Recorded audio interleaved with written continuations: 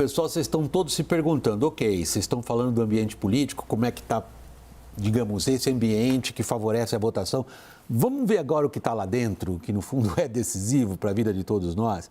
Essa nova versão, a versão que está sendo lida agora na Câmara dos Deputados da reforma tributária, ela prevê a instituição da alíquota zero para a cesta básica nacional de alimentos. Vamos conferir o que disse o relator dessa matéria, o deputado Agnaldo Ribeiro. Confira. Nós estamos criando a Cesta Básica Nacional de Alimentos. E essa cesta básica tem a alíquota zero. É o que nós estamos colocando no texto. Para que ninguém fique inventando alíquota e fique dizendo que a gente vai pesar a mão sobre o pobre. Vamos ver os principais pontos dessa reforma tributária. Organizamos isso para facilitar a compreensão de todos. Confira. A reforma tributária vai criar a CBS, Contribuição sobre Bens e Serviços, para substituir o PIS/COFINS. Haverá também o imposto seletivo, é uma sobretaxa para produtos prejudiciais à saúde ou ao meio ambiente, como agrotóxicos, cigarro e bebidas alcoólicas. O IVA dual conta com outro imposto, o IBS. Substitui o ICMS e ISS. O novo imposto sobre bens e serviços terá uma gestão feita por estados e municípios, por meio de um conselho federativo. Mas a reforma vai manter alguns regimes atuais, como a Zona Franca de Manaus e Simples Nacional. Haverá ainda alíquotas diferenciadas dentro do IVA dual. Transporte público, saúde, educação, produtos agropecuários e atividades culturais terão desconto de 50% em relação à alíquota padrão. Estarão isentos os medicamentos, o ProUni, os produtores rurais, pessoas físicas.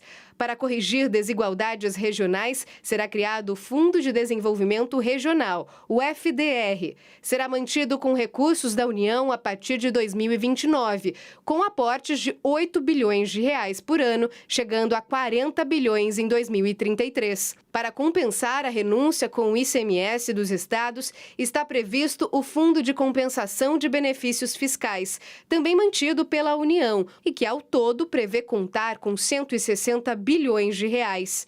Para a transição federativa, haverá um prazo de 50 anos entre 2029 e 2078 para manter a arrecadação da União, estados e municípios. O objetivo é evitar prejuízos de regiões produtoras com a cobrança do IBS no local de consumo. A transição para que os novos tributos substituam totalmente os atuais é de 8 anos, gradualmente, a partir de 2026 até 2033. O objetivo é calibrar as alíquotas de forma a manter a carga tributária. Vamos dar agora boa noite ao mais novo integrante da nossa roda hoje, é o professor do Departamento de Ciências Econômicas da UFMV, economista Edson Domingues. Obrigado. E logo a primeira pergunta, Edson. O público está querendo saber qual é o impacto direto. Murilo Aragão, no segmento anterior, saudou o ambiente político, fazendo uma ressalva quanto aos aspectos técnicos desta reforma. A sua avaliação. Boa noite a todos, obrigado pelo convite para poder participar do programa, William e todos da mesa. Realmente, a proposta de reforma que tem sido estudada por vários economistas desde 2019 se baseou nas propostas da PEC 45 e da antiga PEC 110, que foram aparentemente fundidas, né, numa proposta que está sendo apresentada, votada hoje na Câmara. De qualquer forma, o espírito da reforma se mantém de você unificar impostos, simplificar a arrecadação, colocando um imposto único sobre valor adicionado, sobre valor agregado, né, congregando todos esses 5 tributos que foram ditos, e efetivamente é uma reforma que, comparativamente ao que se tinha hoje de estrutura tributária, é um passo gigantesco para melhorar tanto a competitividade da produção, como incentivar o investimento, as exportações e a geração de emprego e renda. Então, a gente, não só eu, como vários economistas, trabalharam com essas propostas de reforma tributária e estimaram ganhos para a economia de 4% a 10% pontos percentuais do PIB ao longo da fase de implementação. Por que esses ganhos surgem? Porque você está simplificando uma estrutura tributária encadeada, né, que era imposto sobre imposto, como a gente fala, é uma estrutura muito desconfigurada do ponto de vista setorial, produtos muito tributados, produtos com isenção, estados com impostos menores, estados com impostos maiores. Então, a simplificação é enorme a partir do que foi proposto nas PECs e, aparentemente, do que vai sair, né, dessa votação e depois, creio eu, né, das leis complementares que vão reger a implementação da reforma. Como e aí o impacto para nós... Pois não, Edson, você concluiu? O impacto para as pessoas, né, é uma redução de preços, de custos de produção, um incentivo à produção e aí uma geração encadeada de emprego e renda. Edson, como todos sabemos, o diabo está sentado no detalhe e a Raquel já identificou um demônio na cesta básica, foi isso, Raquel? William, é que esse caso da cesta básica, ele mostra assim, claramente como que a política ela interfere, ela distorce o que é a economia básica e aí não tem jeito. Os parlamentares acabam tendo que ceder à narrativa política. Porque o que estava previsto no projeto era exceções para alguns setores, inclusive para o de alimentos. A esses setores específicos já dá uma redução de metade do imposto. Ok, tem alguns setores que precisam de uma transição, você tem que fazer ali uma composição política. Aí começa uma campanha embarcada ali pelo bolsonarismo, baseada em alguns números do setor dos supermercados, que vai ter um aumento absurdo no preço da cesta básica. Chegou a se falar de 60%. O governo tem que buscar formas de reagir a isso. Veio um estudo do Banco Mundial, do Eduardo Fleury, economista respeitado, fazendo ali todas as ponderações de economias dentro da cadeia, os créditos tributários que surgem, mostrando, alguns produtos sim, o preço vai subir, mas outros o preço vai cair, chegando numa média ali de uma leve queda de preço, os 2%, ou seja, pode ser que fique tudo igual. Mas não tem jeito, assim, a campanha é tão forte, é tão difícil para as pessoas entenderem, que aí tem que vir o relator, o Aguinaldo Ribeiro, nesse tom, assim, extremamente melodramático, dizendo, não, nós vamos desonerar a cesta básica nacional, a definição dos produtos vai ficar lá para frente. Mas, assim, é muito difícil de você explicar para as pessoas que não faz sentido, por exemplo, você subsidiar arroz e feijão para todo mundo. Para quem é mais rico do que para quem também é mais pobre e passa necessidade. Você simplesmente não consegue explicar isso politicamente e os políticos acabam atropelando esse tipo de discussão. Murilo, esse ponto da nossa roda se deve em parte à sua provocação. Você se manifestou cético em relação a aspectos técnicos. Qual é a razão do seu argumento? Olha, eu tenho mais restrições políticas, porque eu acredito no federalismo. Eu acho que a centralização da arrecadação e esse comando da União sobre esse processo não é o mais adequado para um regime federalista. Eu não sou contra a guerra fiscal. Os Estados Unidos, os estados têm cargas tributárias diferentes. Isso é um instrumento até de desenvolvimento.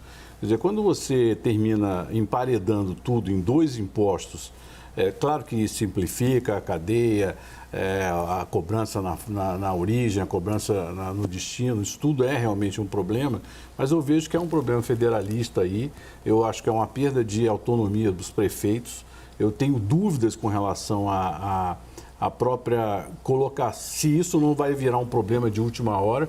Agora, sem dúvida, todo o acordo que foi montado nas últimas horas, e a gente vem lendo a proposta, esse fundo de compensação de 160 bilhões, realmente ele termina apaziguando e reduzindo as resistências que existiam à proposta, que ainda são localizadas no agronegócio e no setor de serviços. Esses são 2 setores que nós temos que ver se vão efetivamente colaborar para o bom andamento da reforma. De modo geral, eu acho que a reforma é positiva. Eu já escrevi muitas vezes que o Brasil precisa ter uma reforma. Agora, tem uma parte aí que não está sendo bem debatida, é o direito do contribuinte. O Brasil é um país que tem uma carga tributária muito grande e deveria ter, junto com a reforma tributária, a criação de um código do direito do contribuinte. Ótimo. Eu só vou separar esse último aspecto para a gente não perder o fio da discussão. Daniel está me pedindo a palavra. William, queria fazer uma pergunta para o professor Edson, posso? Sinta-se completamente à vontade. Professor, a gente tem uma discussão muito intensa aqui, uma gritaria dos perdedores. E aí, quando a gente olha capitais, prefeitos que estão alardeando que vão perder a arrecadação, governadores que se sentem fragilizados na discussão, setores econômicos reclamando de aumento da carga tributária com o IVA cheio. Pelo que o senhor conseguiu identificar do texto, dá para ter clareza se os mecanismos de compensação e de suavização dessa transição em direção à reforma tributária, se eles atendem a quem está gritando e dizendo eu vou perder, eu vou perder, eu vou perder? É uma boa questão. As estimativas que a gente fez e vários estudos indicaram que as perdas, se ocorressem, seriam muito localizadas em alguns poucos setores.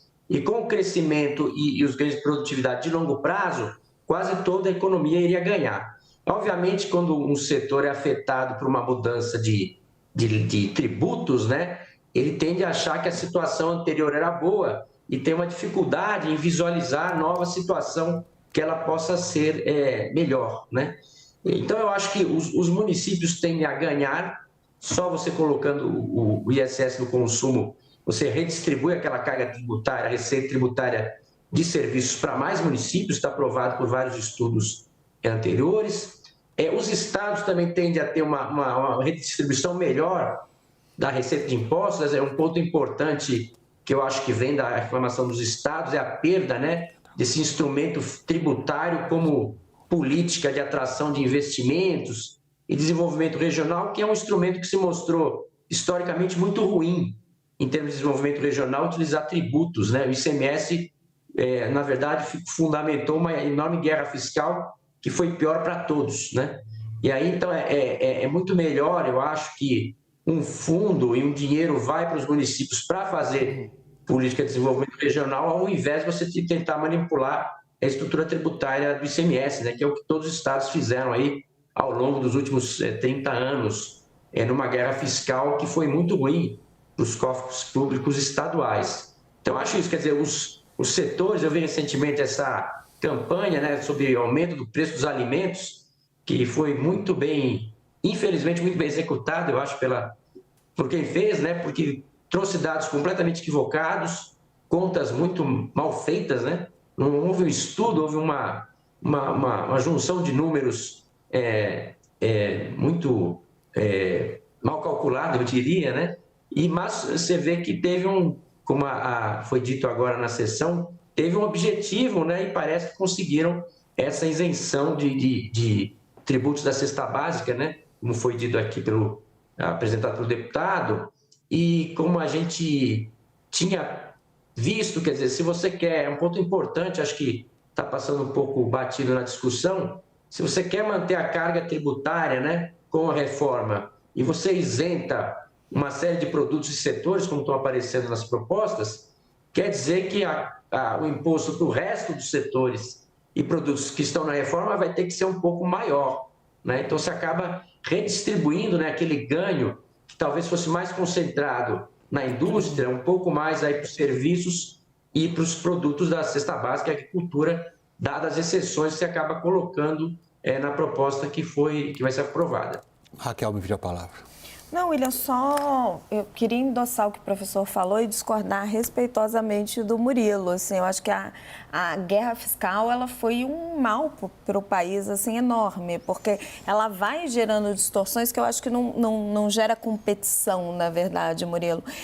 Você vai usando os cofres estaduais da pior maneira possível, que é dando subsídio para as empresas, ao invés de investir em saúde, em educação e usando mal os recursos econômicos. Uma fábrica vai se instalar num lugar onde ela deveria se instalar em outro. Você combate desigualdades regionais melhor com política pública e um fundo é bom para isso. Ponto feito, resposta igualmente breve. Vamos lá. Minas Gerais, o professor, se não tivesse política industrial tributária, não teria a Fiat instalada lá, a Mercedes não teria ido para Juiz de Fora. Ceará atraiu muitas indústrias, dando emprego. Pernambuco, a Fiat, por exemplo, né? Bahia, o polo petroquímico, indústria automobilística. Goiás, com um programa antigo, criou várias indústrias, o polo industrial de Anápolis, indústrias como Arisco e outras tantas. A própria Zona Franca criticada, ela nasce de uma política tributária diferenciada. Não estou dizendo, por exemplo, que eu seja completamente a favor da Zona Franca, mas o que eu acho, num país como o Brasil, o chamado guerra fiscal deve ser a disputa tributária. Como eu disse, na Flórida existe uma política tributária, em Nova York existe outra, nem por isso se estabelece um debate de que é uma destruição de receita ou de arrecadação. Então, eu não sou contra a disputa tributária entre estados. E ela foi benéfica. Santa Catarina também criou um polo industrial, senão nós estaríamos todos no Rio e São Paulo aqui. Vamos continuar. Fechando o desenvolvimento, limitando o desenvolvimento do Brasil. Então, vamos continuar o debate. O Yuri não interviu ainda, depois... Eu acho que é um tema complexo isso aí. Não, tudo bem, a gente está aqui para isso mesmo, Yuri. Eu, na verdade, vou seguir o Daniel para colocar uma questão para o professor Edson, até em função do que eu ouvi de alguns setores, em especial o setor de supermercados e essa discussão de cesta básica. Porque é um setor, né, de mercados, de venda no varejo ali de alimentos, muito marcado por informalidade. Nós aqui num grande centro como São Paulo estamos acostumados a ir num grande supermercado, comprar e emitir nota.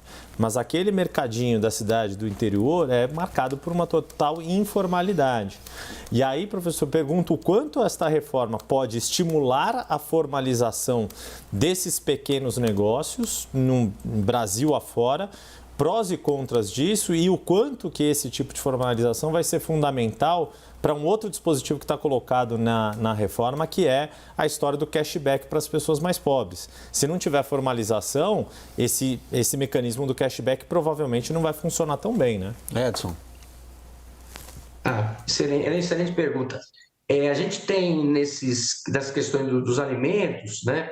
Um ponto importante que a ideia de que a reforma vai diminuir os custos de produção dos setores agrícolas. Então, toda a produção agrícola dos grandes setores tende a diminuir de custo e isso vai ser repassado para alimentos, que é o que tende a chegar nos pequenos supermercados e nas pequenas lojas também.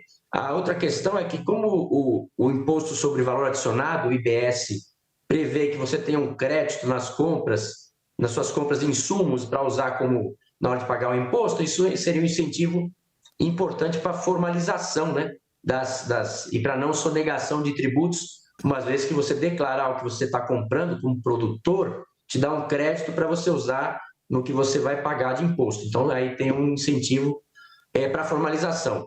A questão do cashback, que apareceu também na reforma, seria um ponto importante para você ter esse retorno, né, de uma parte dos tributos que eram basicamente os subsídios a cesta básica, né, que iriam voltar para as famílias, dado o novo imposto, né?